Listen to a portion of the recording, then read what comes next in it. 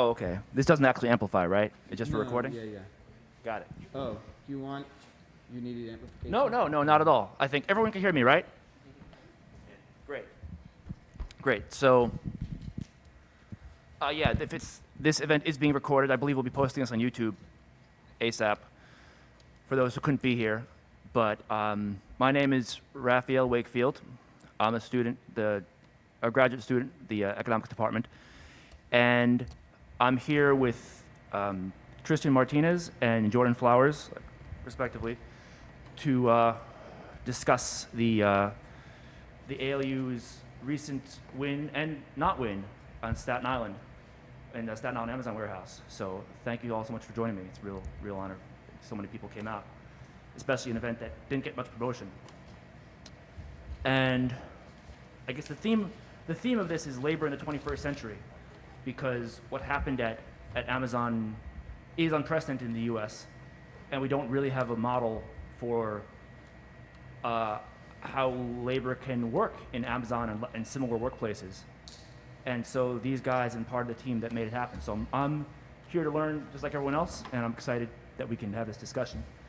And I encourage everybody to save your questions for the end. I only have a few questions myself, and I'll throw it to the audience, and I think we'll have a really productive discussion. So please, don't be shy. But let me just start off. I'm going to quickly run down the public story on what happened with ALU, run up to the ALU election, and then we can get to the questions.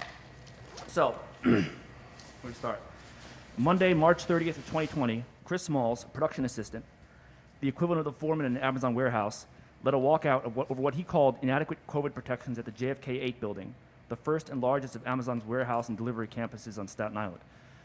He was fired for what Amazon said was violating COVID protocols. Immediately afterwards, leaked notes by Amazon General Counsel David Zapolsky from a meeting of Amazon executives included the now infamous comments by Zapolsky himself. And I'm quoting from Vice Magazine reporting by Paul Blest here. Quote, "He's not," meaning Chris Smalls, "he's not smart or articulate, and to the extent the press wants to focus on us versus him, we will be in a much stronger PR position than simply explaining for the umpteenth time how we're trying to protect workers. And also, separately, we should spend the first part of our response strongly laying out the case for why the organizers' conduct against Smalls, organizers' conduct was immoral, unacceptable, and arguably illegal, in detail, and then follow with our usual talking points about worker safety," Zapolsky wrote. "Make him the most interesting part of the story, and if possible, make him the face of the entire union/organizing movement." The following week, April 6, 2020, Gerald Bryson led another walkout over COVID safety at JFK and was also fired. In response to this leak, and these and other firings of Amazon warehouse workers, especially in the US, Amazon warehouse workers around the world contacted Amazon Employees for Climate Justice, an existing organization of Amazon employees on the tech side, for support in demanding more COVID safety and job security. The AECJ organized a video call on April 16, 2020, in which warehouse workers around the world told their stories. Emily Cunningham and Baron Costa, two AECJ leaders, were fired on a flimsy pretext after they had promoted this call on an internal Amazon email system. On May 1st, 2020, Tim Bray, a vice president and distinguished engineer at Amazon Web Services, resigned. In a post on his blog explaining his decision, he wrote about Amazon's COVID response. Quote, "Amazon's messaging has been urgent that they are prioritizing this issue, that is COVID, and putting massive efforts into warehouse safety. I actually believe this. I have heard detailed descriptions from people I trust of the intense work and huge investments. Good for them, and let's grant that you don't turn around a supertanker on a dime. But I believe the worker testimony too. And at the end of the day, the big problem isn't the specifics of COVID-19 response. It's that Amazon treats the humans in the warehouses as fungible units of pick and pack potential. Only that's not just Amazon, it's how 21st century capitalism is done." Bray's resignation made global headlines and called attention again to the situation at JFK and other Amazon warehouses, but there have been no other high-level defections or public dissent among Amazon's leadership since. In December of 2020, the Trump administration NLRB found merit to Gerald Bryson's complaint that his firing was legal retaliation. Smalls, Bryson, and Derek Palmer, who still works at JFK to this day, founded the Amazon Labor Union, which formally became an NLRB-recognized union in November 2021. The ALU collected over 1,500 signatures in an effort to unionize the entire Staten Island campus, but withdrew its petition after Amazon revealed they'd employed about 10,000 people in the site total. Then the ALU made a new filing in January to represent just JFK 8, followed quickly by a second filing to represent LDJ5, which has about 1,500 workers and is the second largest building there. In April of this year, the ALU won its vote to represent JFK 8, the first unionized Amazon warehouse in the country. 2,600 to 54 to 2,100 out of about 8,300 eligible voters. A plurality of eligible voters did not vote. Amazon has filed a brief contesting that result with over a dozen complaints, but one stands out as unusual. Just before the vote, NLRB under the Biden administration filed an injunction to federal court to have Bryson reinstated. On that basis, Amazon accused the NLRB of bias towards the ALU in their vote. Amazon has also appealed a separate administrative judge's ruling that Bryson should be reinstated. Meanwhile, ALU is canvassing employees of LDJ5 to vote to join the ALU, but came up short, 618 to 380 out of about 1,600 workers. So about as many did vote as voted no. So that, you guys, is that anything you want to add? Is that a fair summary of where we are so far? Yes. I do want to say that a lot of people focus on the LDJ5. Sorry, a lot of people focus on the LDJ5 loss, but the main reason that it was a matter of preparation and time. We did file for the LDJ5 building as well as JFK not too far in advance, but Amazon really pushed us to have that election very soon after ours. So we were underprepared to campaign in LDJ5. We weren't given the time to actually, we do have a presence in LDJ5. Our organizers, there are organizers a part of our committees that do work there, but it takes time to, to quell people's concerns, their fears. So for Amazon to push us into having the election after only 3 weeks after the JFK victory was very fast, and they did it with the express purpose, knowing that it would be tough to win without their proper preparation, and because of during our election at JFK 8, all of the people that we call, the union busters were sent to LDJ5. So they actually ramped up their union busting to the point where it was actually just completely just full on like defaming us, like starting many rumors about not just, Chris Smalls, Derek Palmer, our organizers, but also our organizers in the building were being targeted. I believe one of our organizers got almost 3 write-ups in the middle of campaigning for having a banner in the building for the ALU, putting stickers around, conversing with people during the shift. So they really took it the extra mile with LDJ5. So, they're going to try to focus on it as a loss, saying that, workers chose not to join the union, but it's more about, people weren't informed as much as they should have been, and a lot of it is also due to the fact is that LDJ5, for those of you that don't know much about Amazon and the way that its warehouses are set up, all the warehouses are different. There's fulfillment centers, there's sort centers. LDJ5 is what is considered a sort center. JFK8 is a fulfillment center, which is a lot more taxing, like physically, emotionally. So LDJ5 is a kind of warehouse that doesn't have to go through the same hardship as a JFK warehouse because it's not as intense. So that's why it would take us more time to organize them, because they think that, okay, things aren't as bad here as your guys' building was. So it takes a while to let them know, just because your situation isn't bad, that doesn't mean it couldn't be improved. So that's just something I like to say about LDJ5. Great.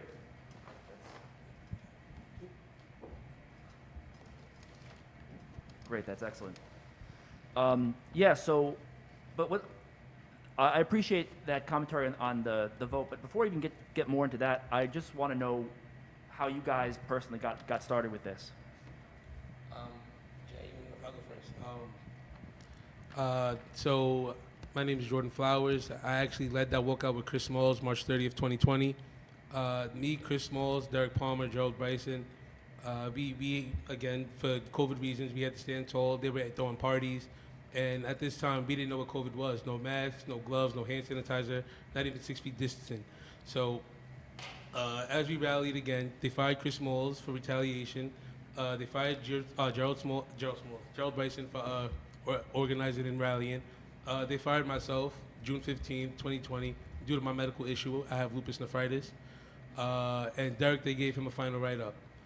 We traveled the world as the Congress of Essential Workers, and we showed Amazon, all Amazon workers that the millions of dollars he makes every day, he's building new houses, getting new mansions, even tore down the bridge in London to move his super yacht through. And, you know, we're showing the workers that all these millions he's getting, he's not even returning it to you guys. Again, he went into space and gave those 3 dudes $100 million, and we didn't hear nothing what they did with that money. So, again, you know, we see Amazon choosing other people to give money to and donate, and they're not giving it back to the workers. Again, I've been out of work for 3 years due to my medical issue, and Amazon hasn't paid me once, no disability and no nothing. But again, that shows how powerful this company is, and you know, they don't care about their workers. Again, you know, Tristan himself, hard worker, but you know, he's a target now because ALU, and you know, Amazon will do anything to try to get him fired. But again, we have the ALU now, which was founded by Chris Smalls, Derek, myself, and Gerald, Tristan also. That you know, we're here to make change for the workers around the world, and right now we're making a change in New York. So I was actually with Chris and Derek and Gerald when they planned to walk out. Fortunately, I wasn't able to make it due to family issues. But I got brought into it because, you know, actually what happened was I was coming into the main office to discuss some safety concerns that I was having about contact tracing, because they were very not transparent about the process for contact tracing, which was a big concern. Because, you know, workers were hearing that other people had COVID, but Amazon wasn't telling us anything. So when I walked into the office, actually, Chris Smalls and them, they were already in there raising their own concerns, you know, regarding safety and stuff of that nature. So Chris obviously saw me. He was like, "Hey, you here to raise some issues about COVID?" And I was like, "Yeah." He's like, "All right, just hang out with us. We're gonna find out." So we actually ended up spending the next week showing up at Amazon, not clocking in, sitting in the break room, demanding answers. And we would stay the whole 10 hours, just waiting for management to give us some kind of explanation or examples, but you know, they kept putting it off. And when the walkout happened, you know, where Gerald and Chris Walls and them were terminated, I did step back from organizing out of fear, because you know, at that point I was only 22 years old. I live on my own. You know, I can't afford to lose a job, especially in the peak of COVID, where, you know, jobs were being very scarce. So I stepped away for a while until Chris, Derek, and them formed the TCOEW, and then I started organizing again, you know, and then eventually, because I can honestly say in the beginning, a union was not what we had in mind. It was more about worker protection and safety. But obviously, it got to the point where we realized the only way to truly protect the workers was to unionize. So then we obviously founded the ALU, and that's kind of the origin story, like, for us.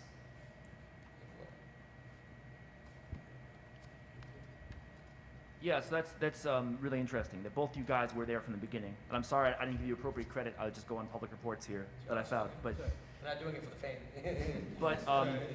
but it's good that you were both workers there already. Was this the first? I know this was Chris Smalls' third facility. Was this your first facility or at Amazon? Yeah, this is the first facility. How long had you been working there prior to COVID, basically? We both actually opened the facility. We were there since that building opened, since day one. So about in the middle of COVID, about 2 years? About Yeah, 2 years. JFK's been open for 6 years now, so we were there from 2018. September 26, 2018 was open. Oh, sorry. September 26, 2018 was the opening day for JFK. About 4 years. So, yeah, something like that. Yeah. Yeah, that's about right. Yeah. And what were your job titles? So me and Tristan actually did robotics. We were doing Amazon robotics, which is called Amnesty. We were doing a lot of high maintenance work, working with conveyor belts, RSR stations, even the little robot drives we got to work with. We was on our feet almost 10 to 12 hours a day doing that on a shift. You know, we only get 4 days straight. It's intense. Yeah.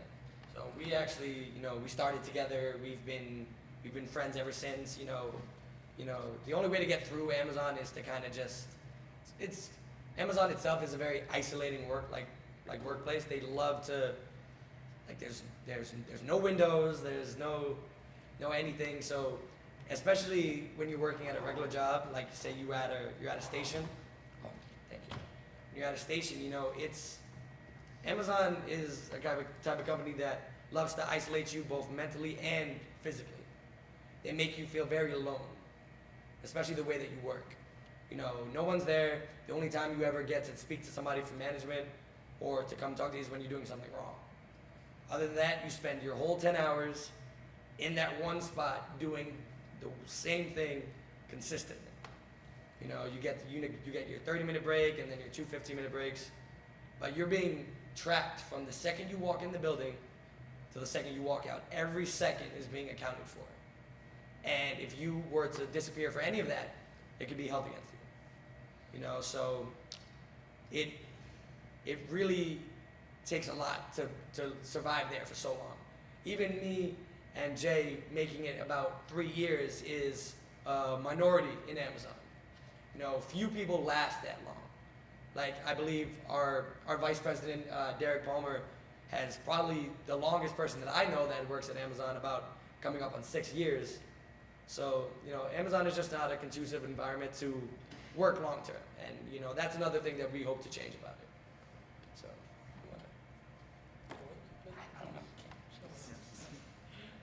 Yeah, that's great. But aside from the specific conditions, you know, JFK 8, I think by all accounts, a pretty miserable place to be. But you guys stuck it out. So I have two questions for you. Yeah, during COVID, yeah, Tristan, you mentioned other jobs were scarce.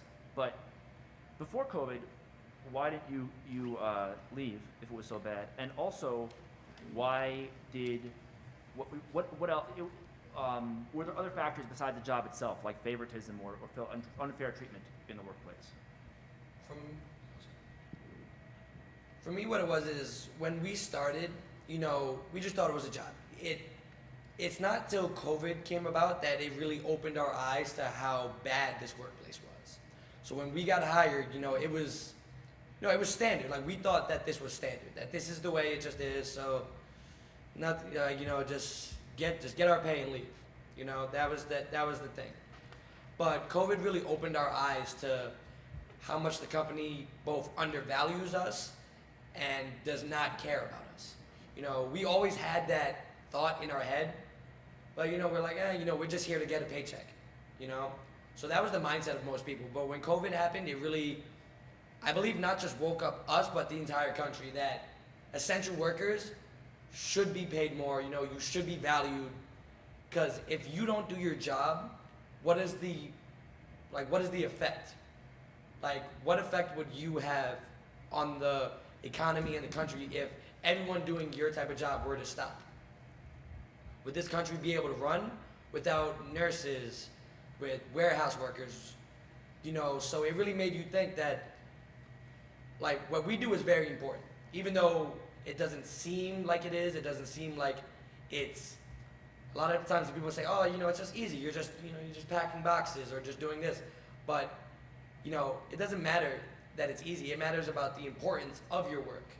What I feel like made everybody realize that is that, you know, we all deserve to be comfortable living. You know, like, a living wage is a real thing, and it really should be. Like, nobody should be working 40 hours and not being able to make rent. Nobody should be giving their time and years of their life to a company that doesn't care about you and gives you no benefits of any kind. So, in a really messed up way, COVID kind of is the reason for this, like, spark in the labor movement that has recently started coming in the last couple of years. Because a lot of people have said that, you know, in the last 50 years, you know, the labor movement has lost a lot of traction.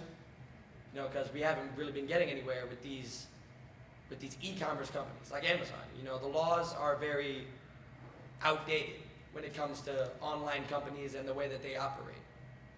So, you know, companies take advantage of that, and everybody just kind of just let it go. There's nothing you can do about it.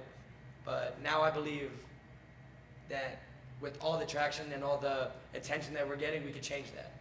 Not just Amazon, but every company, anywhere. Every worker should feel listened to, respected, and taken care of by the company that they're giving their time for. Because if there's one thing that you can't get back in this life, it's time. So your time is valuable no matter what. And you know, they should pay you to reflect that. So okay. I'm gonna keep doing that. Actually, maybe. I have a question. Yeah, sure. Am I allowed? Of course. You said the laws are outdated for online companies. Which laws are you talking about? It's not that like they're outdated. It's just that with online companies, like, you know, some of the laws don't. Like a couple of years ago, there was a panel on monopolies because Amazon might not have a monopoly in the classic sense of the word, but in the way that when you actually, because I believe it was a meeting with not just Amazon executive, but you know, Apple, Facebook, were at the congressional hearing that these companies don't have the monopoly in the traditional sense, but in the sense that they eat small businesses. So they have the power to shut down any business. And I believe if that's the power that they have, that is a monopoly in the sense, because you're setting the standard. Did you know that Amazon takes care of almost 90% of the shipping for all of their, like you can contract Amazon to do your shipping. So not only do you pay them to ship your products, but to sell your product on Amazon, you actually sign away the copyright. Amazon has the express right to take whatever your product is and make their own version of it and sell it. And that's actually true because they have their own brand. So they literally give you no choice but to pay them their due. So literally you have no other choice. And I feel like that's what a monopoly basically is. When it's impossible to compete with a company, that is a monopoly. You know, so these laws are just, they need to catch up to internet companies. Because, you know, companies like this, they just swing their weight around. They make it impossible for small businesses to thrive or independent businesses. You know, they take advantage of you, of everybody. Like even the truck drivers, the drivers, all of those are contractors. But, you know, they say, oh, be your own boss. But it's not the case. If you have to listen to them and they tell you when to go on break, what you can and can't do, are you really your own boss? It's just you're your own boss in title alone, not in actually doing anything. So I can't speak to what specific laws are outdated or what kind of laws we could put into place for it, because I'm just a regular worker. I don't have the political know-how or the legal know-how to comment on it. All I can say is that to express to my leaders, the people that I vote in office to represent us, to get on that, because that's their job to make the laws that represent what we want as their constituents. So just because I don't have the exact answer about what laws are outdated or what laws should be put into place, it's just I believe that something should be done about it. You know, the people that we vote on and, you know, pay to lead this country should be the ones to solve these problems. We could present you with our problems and what we want to change, but it's up to them to figure out how to do it, because that's what we elect them for, is to navigate the politics and the laws to get what we want and what we are striving for. That's why we vote these politicians into office. You know, we all don't know the regular working class doesn't know, how to put laws into place, or because, you know, that's not, I'm only focused on my living and what would make my life easier, which is better laws to control these companies so they don't take advantage of us. It's up to lawmakers to figure out what those laws could be and how to put it into place and how to implement it. But I feel like they love to just always put it on us, like, oh, what would you want us to do? But I'm like, you're the ones that we elect to figure that stuff out. Like, I'm not a political analyst or lawmaker. Like, that's you guys. I'm just telling you what should be done, and it's your job to figure it out. So that's it. So about the laws, yeah, there should be better laws, but I can't exactly say what they should be. So you said something before that I thought was really interesting, Tristan. That I think, not for a lack of trying on your end, but I think has sort of fallen out of the excitement around the ALU and around Amazon more generally, because a lot of the debate and discussion has been cast Amazon as like a moral actor. It's a bad company or a good company. But you said something very interesting we don't hear a lot, is that you began to feel your job was important during COVID, right? And do you feel the same way about that? Or did you feel the same way? That my job was George? important? Yeah. I mean, at the time, no, because again, I have lupus nephritis. I'm on the verge of dialysis and a kidney transplant. I shouldn't even be saying those words at my age. That Amazon isn't taking care of me. So at that time, I'd rather just say I'll lose my job because they wasn't gonna protect me. I'm my mom's only son, and plus if I get COVID, I could end up on a ventilator. So I wasn't even, gonna even risk myself going into that job and work environment. So. But still, you stayed, and even you could have filed, a lawsuit, and actually I'm not sure what legal actions you have taken, but you decided to stay and organize still. So you must have felt something was important about it. Again, workers like Tristan, this is my boy. I started with him, so I still care for him, and I care for all my friends in the work environment right now. So I would still stand by them, even when I know what they're going through. Again, we've been there for 3 years since opening day. Amazon had slaved us for 60 hours. When on our contract, we only get one mandatory overtime. They gave us 2, so we're working 60 hours. And I believe that peak we were working Monday to Saturday for 10 hours. So right there should show you that they said on the contract only 1 mandatory, and we're doing 60. That's not fair. And that put a toll on my health. My health started declining, and again, I still wanted to speak for my friends and my workers that who's still working to this day. That's still probably on the clock right now. That I'm not gonna quit my job because of you guys and all that. I'm gonna stay and fight for you guys and make sure that you guys get treated the right way and how y'all supposed to be treated. Yeah, that's great. So, getting to the actual elections, I think one reason that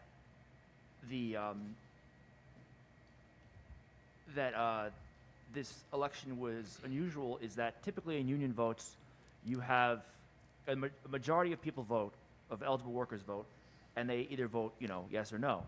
But JFK was especially unusual in that the plurality of eligible voters did not vote. What do you think about that, and why do you think that was? I would say one more thing about that is that typically, and I think probably in this case too, the company tries to scare the workers into voting against the union. However, not voting is sort of a way of saying I'm not particularly scared of the company either, So for the workers that didn't vote, we came to the conclusion that for one, the union bosses got to them and that they were saying that if you vote yes, you would lose your job.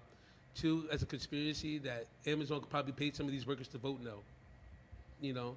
That's how big this company is. You're gonna pay your workers extra just to vote no, and these are some workers that probably wanted to say yes, but because Amazon paid them to say no, they were also on the fear that if you vote yes still and we paid you, we're gonna just terminate you, and it's a lot, especially that JFK's around 8,000 workers, that they're having union busing classes every day, and it's I think at least 2 classes a week.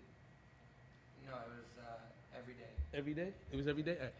Yeah. Everybody had to go to one meeting during the work week, mandatory. So yeah, they had one mandatory meeting and they didn't even have a representative from ALU. So what they're gonna do? They're gonna slander our name. They're gonna say a bunch of lies. They said we're not a real union when they stated on paper that we were a union. They called the police on us. They had a lot of tricks, and again, a lot of these workers are watching us and they're seeing Amazon's doing this stuff. So they fear that if they start organizing with us, Amazon's gonna do the same thing, start calling the cops on them, and then start threatening their jobs again. After Derek protested, he came back to work on a 90-day write-up, and by legally you're supposed to get a verbal warning, a 30, 60, 90. They gave him straight to 90. And, that's what put a lot of fear in a lot of these workers' hearts, that they didn't want to organize and again vote no. Sorry. Another thing is with what you were talking about a lot of the people not voting, like at all. So the reason for that being is, one, a lot of people were very, very neutral to the idea of the union. A lot of people were just like, I'll just see what happens. Like I'm not gonna vote yes, I'm not gonna vote no, but they just kind of wanted to to just see what would happen, you know. And another problem is a lot of the new hires were not eligible to vote because, you know, Amazon has such a high turnover rate of 150% that there's always going to be new people coming in and out of the building. So a lot of people have the mentality that, you know, I'm not going to be here that long, so, you know, it doesn't really matter. So that's definitely a factor. And also, like I said, the fact that some people were just like, I don't care, let's just see what happens. So that was the mindset of most of the people that probably didn't vote, was that I don't care, like, you know, because we were expressing that to people a lot, saying that, not saying that you should vote yes, but stating that it literally can't get any worse for you. So a lot of people also just didn't vote because, you know what, hey, if it passes, good. If it doesn't, all right, you know. So, and I believe with JFK, the reason that we were so successful is that, and that I knew we were going to be, is not saying that we could have reached every employee there, because you could work there for 5 years and not meet everybody that works in that building. It's more about how many people do you know that are firmly for the union and firmly against? So the mindset that I had is that the people that would take take the time to go out and vote outnumber the people that are so strongly against the union. Because there were very few people that were super anti-union. It's, you know, most of the people had no opinion on it whatsoever, so they just weren't voting, which is fine. You know, like a vote that wasn't cast is still technically a vote for the union, because it's one. And Amazon knew that. Amazon was actually trying to get the whole building to vote, just because, you know, some people would get in there and vote and probably just be like, get there, be like decide at that moment, like, okay, I'm just gonna vote no, you know, without making any informed decision. Would basically what I would say. So they were counting on people doing that, like going to vote and just be like, all right, I'm just gonna vote no because I already work here, like there's no point. But people knowing that it wasn't mandatory to vote did alleviate a lot of people's like concern. You know, a lot of people also concerned that Amazon could find out that they voted yes or no. So a lot of people didn't want to take that risk. They were just like, if it passes, great. If it doesn't, you know, my job is still safe because I didn't vote. You know, so that was the mindset that most people had. That's why the vote rate, like the amount of votes that were actually like cast, is only about half of the actual employees of the warehouse. So that explains the differential. All right. At this point, I want to throw things. I got some more questions myself, but I want to throw it open to questions for anyone in the audience has any thoughts or concerns. It seems like turnover, like high rates of turnover, at least I've experienced many jobs where there's always been high rates of turnover, right? And it seems like that's the way that jobs operate nowadays, like that, you know, it's a major change in the way that labor is organized now, I think. There's not many companies where you have like people who've been there for decades, the way that they were earlier in the century, I guess. So how did you guys, and it's obviously really like crazy high at Amazon, being 150%. So how did you guys deal with the challenges that come with high turnover, where number one, you have just like you said, you don't even know all of the people that work in that building, even after, you know, working there for years. And there's just like constantly new people. It's like an evolving door, it seems like, or revolving door. And then the other challenge being that people are not, like, given the risks of unionizing, you kind of need people to be invested in the job from the, you know, to some degree, invested in like staying there at that job to make it a better workplace. And if there's high turnover and people are seeing the revolving door, they're less likely to be invested. So yeah, how did you deal with those two challenges that come with high turnover?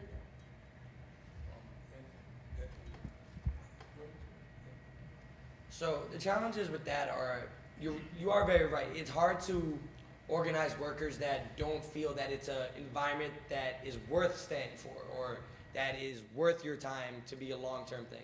Because a lot of people have the idea that Amazon is just a stepping stone. You know, it's just something to do for now until you get something else.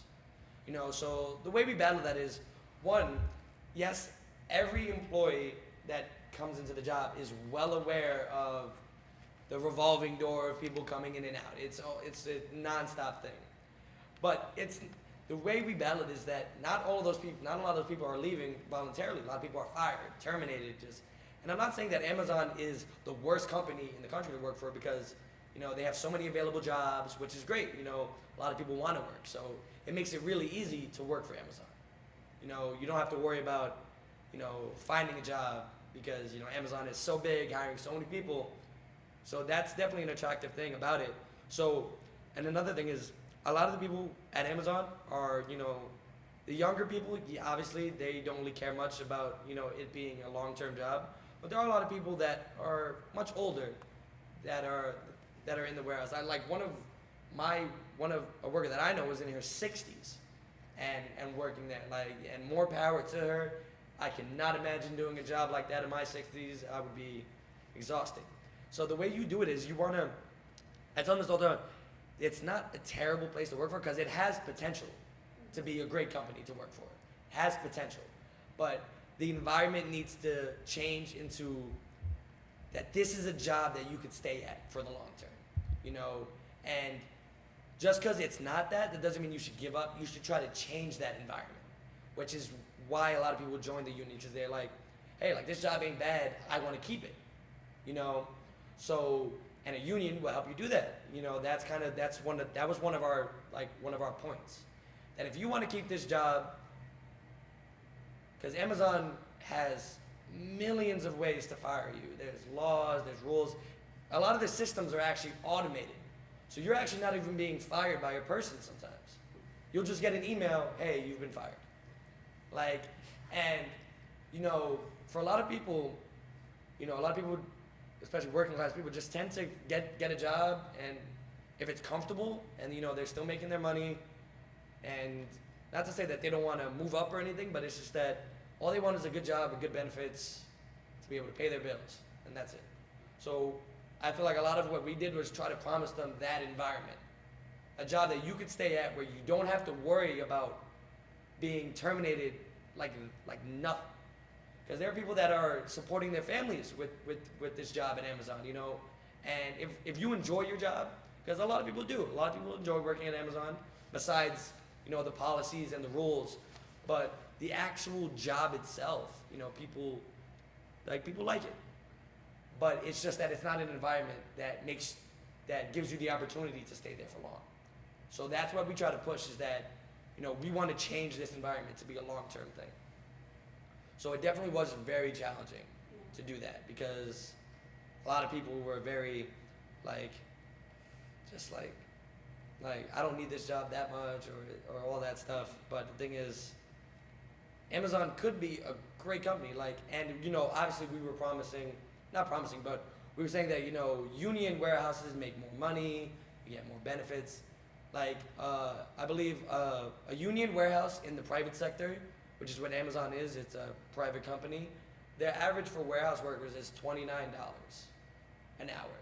You know, so the people that don't think that Amazon is a job that they would just leave because it's a revolving door, like you mentioned, you know, when we tell them, hey, look, like this is what we want to get, $30 an hour, better benefits, and then they see that and they're like, that would be a job, an environment worth staying in, you know?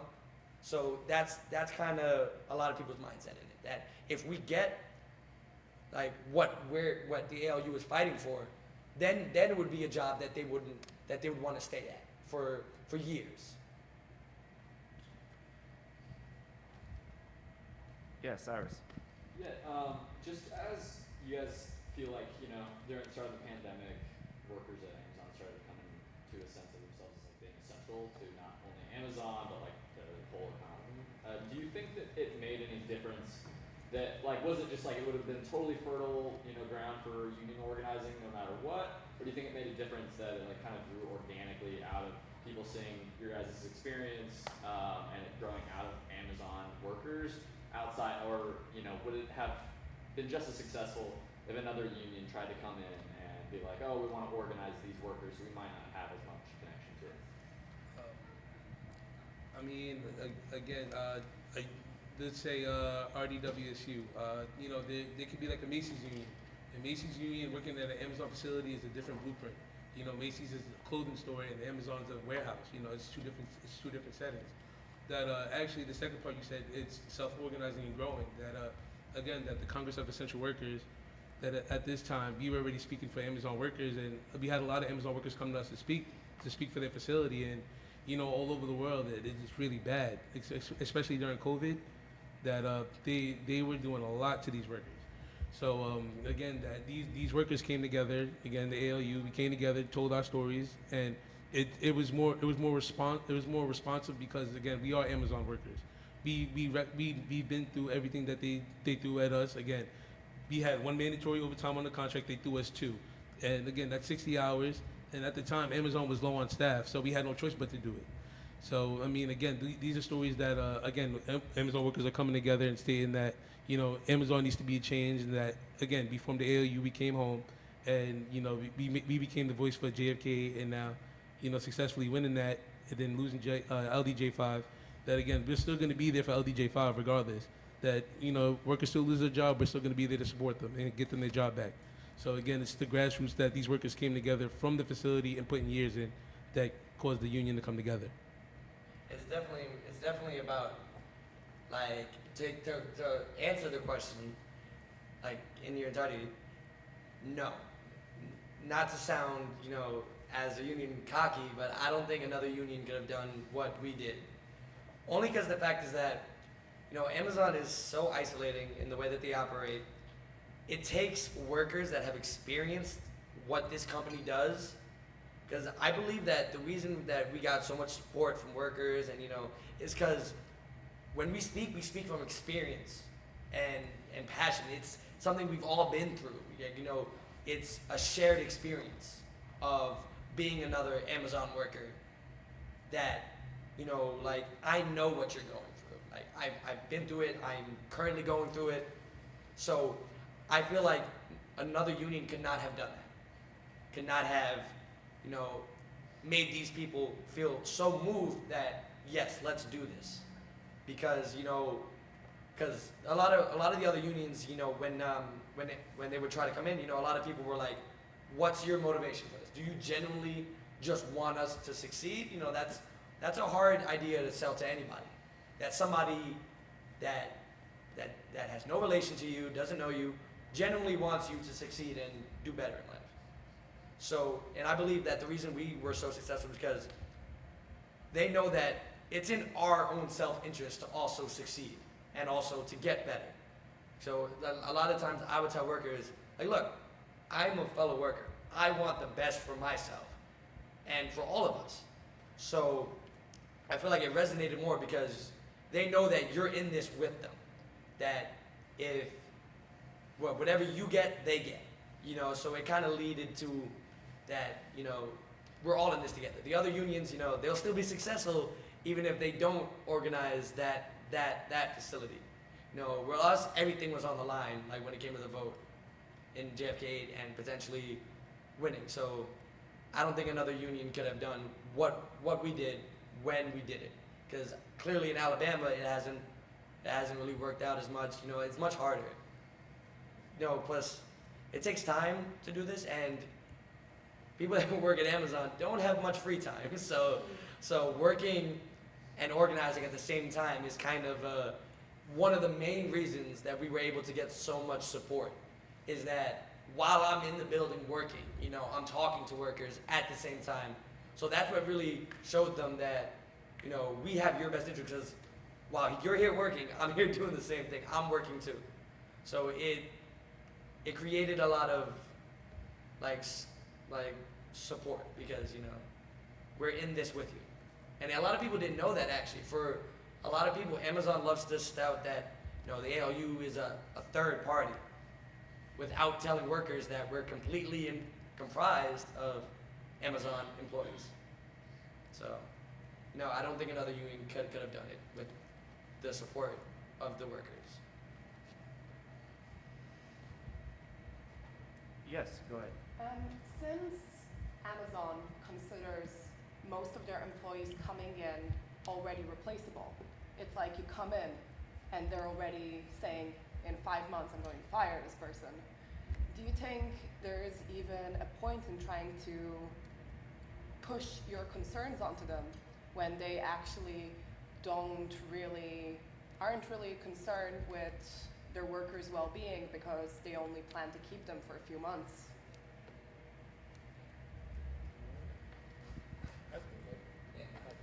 So what it is that they actually do hire people with the express idea of we only need them for so long. There is actually a minimum rate that managers do have to terminate so many people in around a certain time. They have a quota of people to terminate, which is ridiculous. Nobody should be fired just because they need to get rid of you. But yes, because leadership in the building is very fickle. You could ask 7 different managers the same question and get 7 different answers, which is insane. Like when you're asking about the rules and, something, a lot of them just say, oh, I don't know. So a lot of them just, they avoid, they deflect. Like even if you raise concerns, they promise like, okay, yeah, I'm gonna ask my manager and we'll get back to you. You'll never hear back from them. So it's just the fact is that, like I said, your individual voice doesn't mean much in Amazon. There's not much you can do about anything, personally. So concerns are really kind of just brushed off. Like you have to go really high up to get anywhere, to get anything done. Amazon always says that oh yeah, we listen to our workers, like we've done this for you guys, but it's just small things like they've added these things in the bathroom where like you can't see through the stalls anymore, like small little things, and that they think that seems to make up for not listening to your actual concerns about matters of real import. So that's one thing at the ALU that we want to fix. Amazon loves saying that, oh, if you have a union, you can't discuss things with your manager anymore. Like you're not going to be able to talk to them about certain things. But that's not the case. You're still going to be able to talk to your managers, talk to your leadership as much as you want. It's just if you feel like you're not being listened to or your concerns aren't being taken seriously, that's when we'll be glad to step in and make sure that you're heard. So as of right now, Amazon's environment is not one that cares about workers' concerns. And management is well aware of that fact. Management never listens to any major concerns. They'll just brush it off and then anything. So, which is part of the reason why we want this union. That they always say the Amazon's motto is one team. That's something that they love doing. But at the end of the day, it's always going to be workers and then corporate. Because there's things that workers have concerns about that would like to see change, but nobody in your building, even the general manager of your building, is not allowed to change this or do anything about it because it's corporate policy. So literally, the decision making is not in your building, it's all corporate. So that's the problem. These managers don't even have the power to make certain decisions. It goes way above them because it's corporate policy. So there's not much you as an individual person can do in Amazon about your concerns, because you're just one voice in millions across the entire country. So, because for them to make any kind of change, it has to go through the corporate level, which nobody in the facility. So any concerns are mostly just brushed off. So you're not really listened to at all. Anyone else? Yes. You talked about the difference between like fulfillment centers, like JFK, and then sorting places like LG5. Or do you guys try to target more fulfillment centers because that truly is like the backbreaking, like really hard work that might be easier to unionize versus the LG5, or did you guys just go with LG5 because it was just kind of closer in the vicinity? Like, is it more of a regional like reason why you guys kind of went that way, or? I can't speak to what we might organize in the future. Right now, we're internally building our organization. So I can't speak to the future about. I can't say that we're not done in the slightest, you know. But you know, one of the reasons that you know we lost at LDG5 is because trying to expand too quick. You know, it takes time. You know, you got to set up your structure. You got to. So that's what we're focused on right now, and also getting Amazon to recognize the ALU.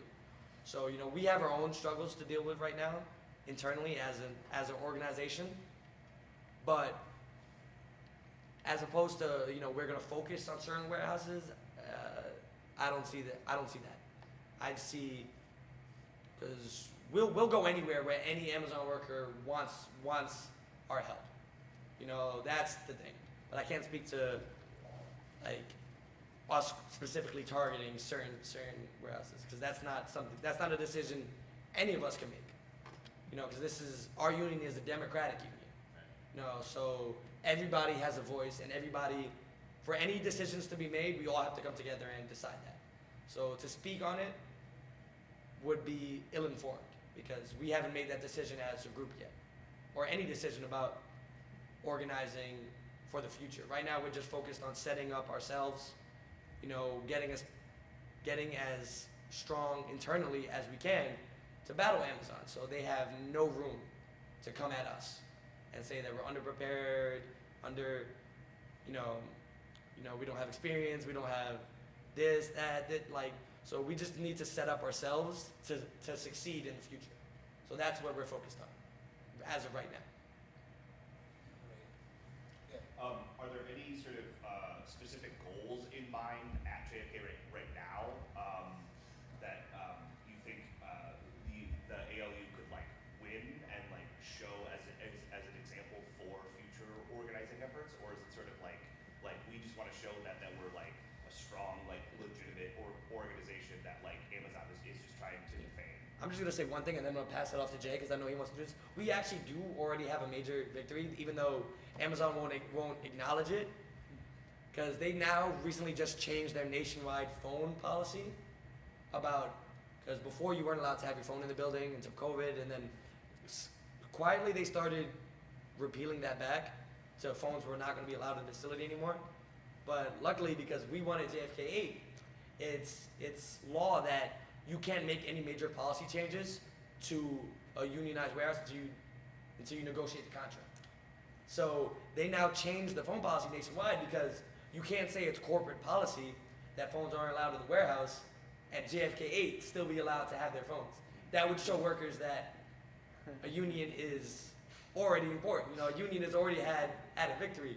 So they kind of just stepped it back so the ALU wouldn't look good. Because if they did that, you know, it'd be a major win for us. And that's something that we're going to try to spread to people because they changed it because of us. So it's a lot of pride in that. Yeah. You're already in. Oh, yeah, really? Yeah. Sorry. So I mean, yeah, honestly, he said it again that the phone policy was really strict in Amazon. So the way we actually used to also have our little technologies, we used to have Apple Watches walking with us. So a lot of people would have Apple Watches instead of having their phones. But again, like Tristan said, being that we won that policy, if every Amazon to have their phones down, should show that again, workers coming together made that change, and it don't even have to be us no more. Any Amazon facility could do the same thing and stand up and stand out. That'd be tagging along with the ALU.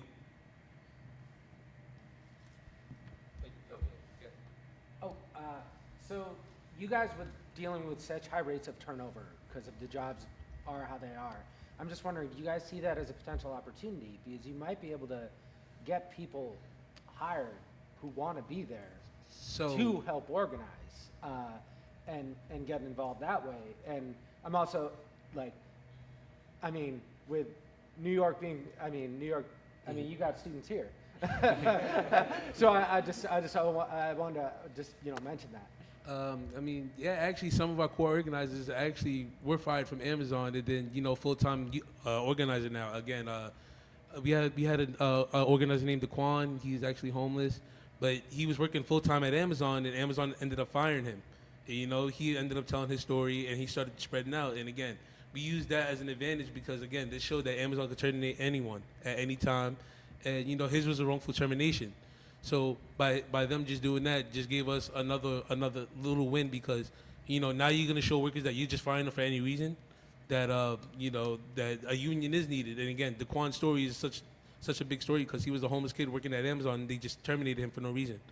And being that he dedicated full time to unionizing, it makes a strong case for us. And then again, the workers that were being terminated, we're getting immediate help from lawyers that we had on standby. And we got most of their jobs back. At least, even if they got the job back, they got a settlement with Amazon.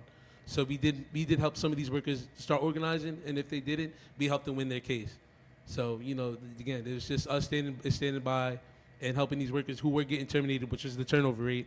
That if they were really these workers that wanted to stay long term, we were going to fight for them to get their job back. And we have seen the opportunity of Amazon hiring so many people, and we have had people that have like, we have sent people that want to be a part of the effort, be like, hey, apply at Amazon, like get inside the building, start talking. We've had multiple of our members, actually, some of our members moved from across the country. We have one of our main members, Brett, moved from Arizona. Another member of ours, Cassio, moved from California. So we do try to take advantage of the fact that Amazon does hire so many people, and that getting our organizers like in our building is great, because that was one of our strategies. Getting people across every shift, every department, and that's the goal, obviously, because you want people to speak and people to be heard in every department, every shift. So that's something that we do try to do, is that if you want to organize, apply by all means. Like it'd be great if you want to volunteer and not work for Amazon. That's great. And if you want to join Amazon to help us out, even better. So we do take advantage of that, especially, and that's something that has clearly worked out very well for us. So yeah, that's definitely a strategy that we do employ. Someone over here earlier raised their hand. I was gonna ask, you guys mentioned earlier that $30 an hour is one of your goals for workers. What are the other benefits that you're trying to get compared to what Amazon offers now? So we're trying to get nurses on site to do COVID testing because we had entry-level workers, tier one, just like us, testing workers on a day-to-day basis. That's a major safety hazard. So for one, to get nurses and doctors to be on site to be testing workers. Two, more sanitation. They tend to take hand sanitizers away from us. So and also just sanitizing the stations. We have workers that come on a daily basis, 24 hours we're open. That you never know who's walking in that's positive for COVID, and then you're working in their station. We understand HIPAA laws. You can't tell us the name, but at least the station that it's not even being clean. That's we also got to raise concern about.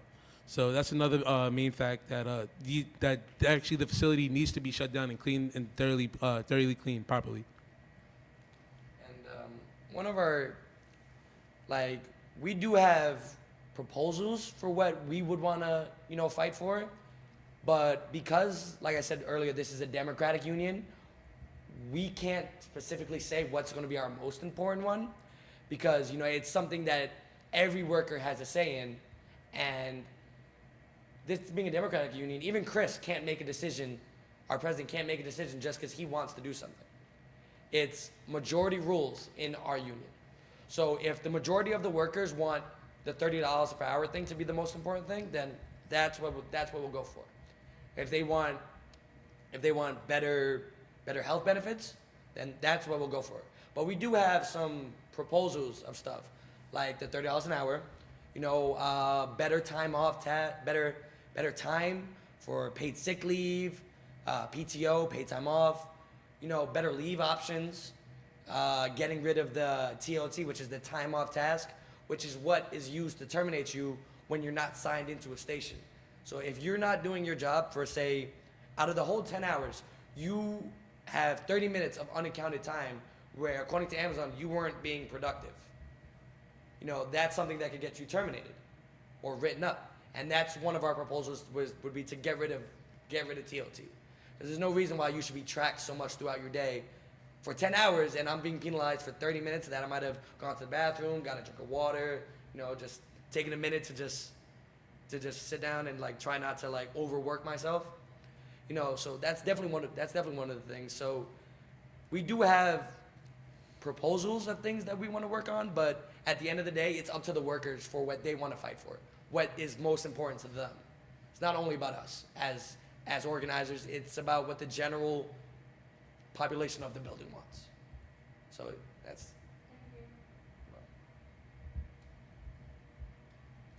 I have several questions. Try to keep it to like one or two.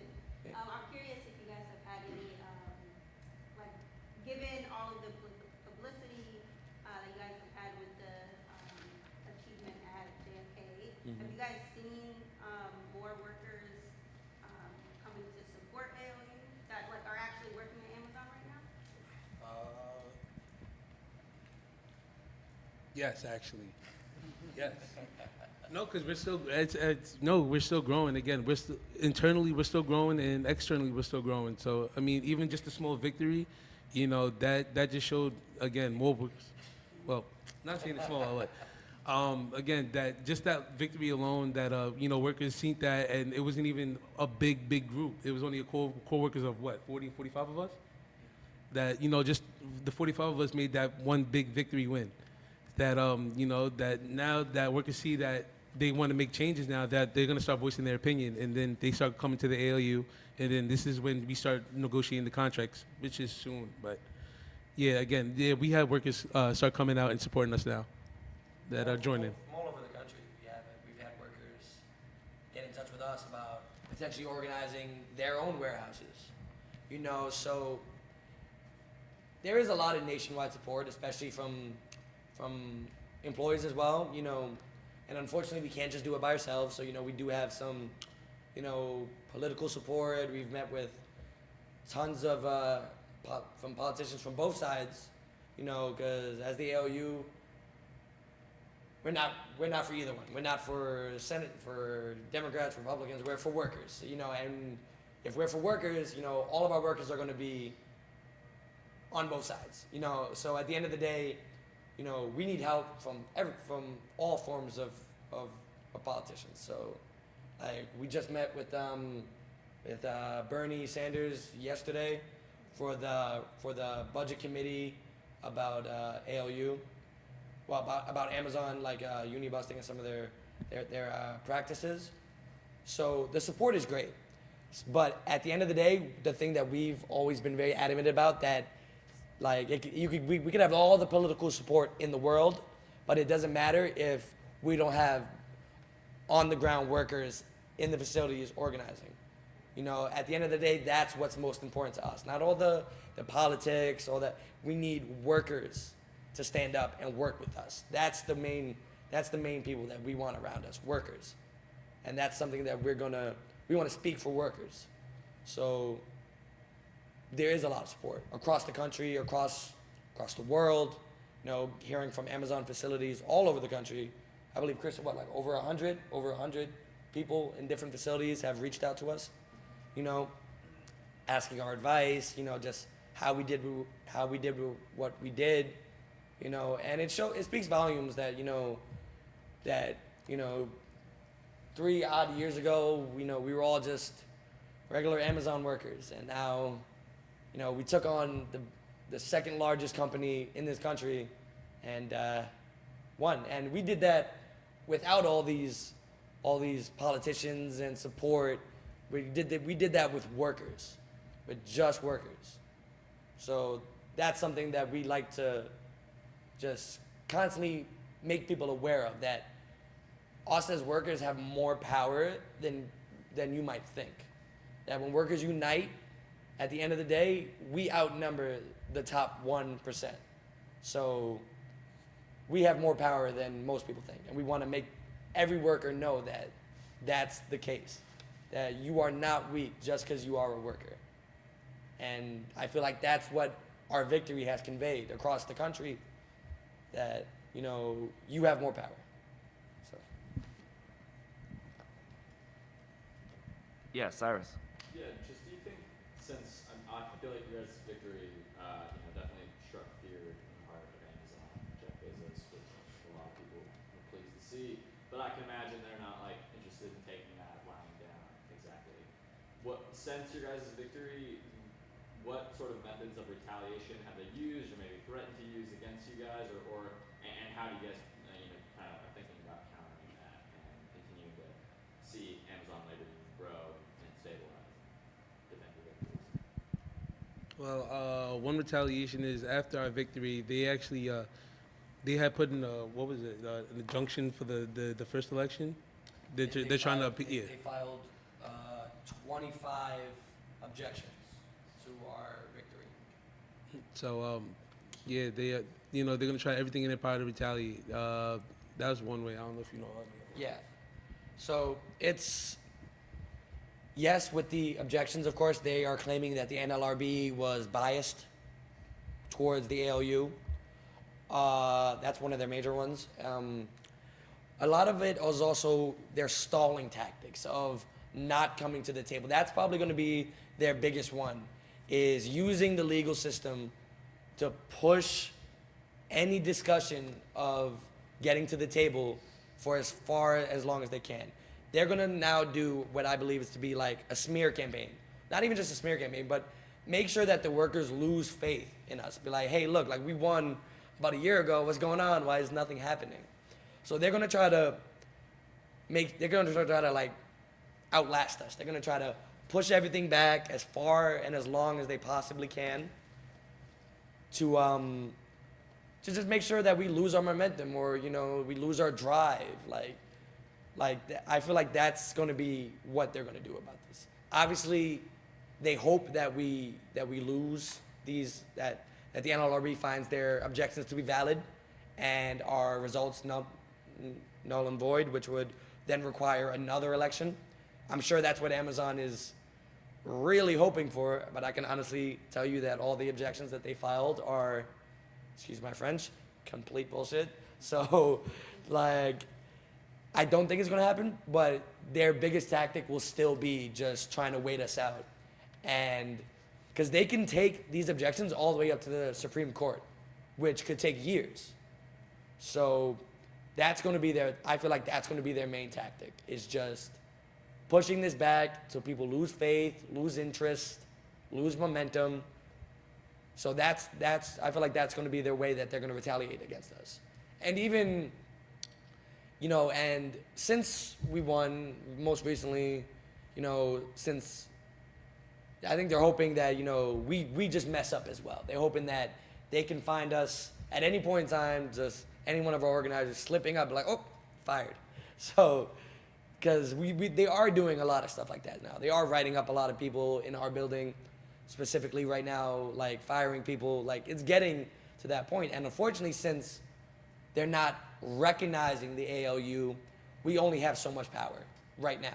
Because winning the election was the first step. And, you know, one of our problems is conveying that to the workers. Like, look, we got this, but this is only the first step. Like, to show you how powerful a union really can be, we have to get Amazon to come to the table. So what we are going to do is not even just the legal avenue of the NLRB and, you know, like contesting what Amazon's objections are. We're going to put socially, politically, just as much pressure on Amazon to come to the table and recognize us. That is actually our biggest concern right now, is Amazon recognizing the ALU. So if we have any goals right now, the two would be, one, to make Amazon recognize the ALU, and the second one would be to set up our internal structure. So. Because you keep saying about how you want Amazon to recognize the ALU. Mm-hmm. First of all, I think they do recognize it, and then completely trying to ignore it is actually a strategy Yeah. to make it seem unimportant. Yeah. And second of all, has Amazon made any attempts to internally dismember the union? For example, planting their own people inside to try and, I don't know, dishearten union members, paying off people higher up in the union, these kinds of tactics. Well, they, from the very beginning, they've had people watching us, joining some of our groups, and we're very well aware of that they try to just insert themselves, and unfortunately, there's nothing we can do about it because at the end of the day, like I said, we want to be a workers union, so every worker has a right to come in and speak with us, help organize. So, not much we can do about it. And when I say recognize the ALU, it's not. They have to officially recognize. That's the problem. So when I say, because they know that they're in trouble with us, but they have to officially recognize and agree to come to the table. So that's what I mean by recognize the ALU. But as opposed to what you said about paying members off like in our union, I can honestly say that is impossible because it's literally in our constitution, and we made this to be a big fact, that our executive board will only ever make as much money as a tier 1 associate at Amazon. So there's no extra money coming in. We're not making any money for anything that we're doing. So for Amazon to try to do that to one of us would be impossible. And also our executive board and our leadership and our main organizers, the people that have been with this for years, are so committed to this cause. They could offer us so much and you just throw it right back in their face. Because there's a lot you have to give up to be a main organizer, to be one of our ALU organizers. Because it's not like, every worker can be 100% involved. We want you guys to be involved. But to be an organizer, you have to show commitment. You have to take days off work. You have to miss this. You have to volunteer your time, and that's something that we watch. It's something that we're like, okay, this person is super committed. Let's bring them in. Let's get them more involved. So that's the way that we kind of watch to see, like I said, if Amazon plants anybody. It'd be hard to show the level of commitment and fake it. It'd be very challenging. So, but we are well aware that Amazon will always try to do their little underhand tactics to see what we know or what we're doing, but it's just something that we're not afraid of.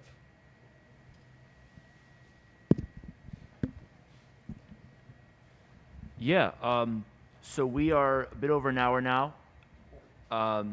These gentlemen are very busy. I really appreciate them taking the time to be with us. But so if we have any last questions, now's the time. No? Well, I thought this was a great discussion. I thank you all for coming. Please give a round of applause to Jordan and Tristan for being here.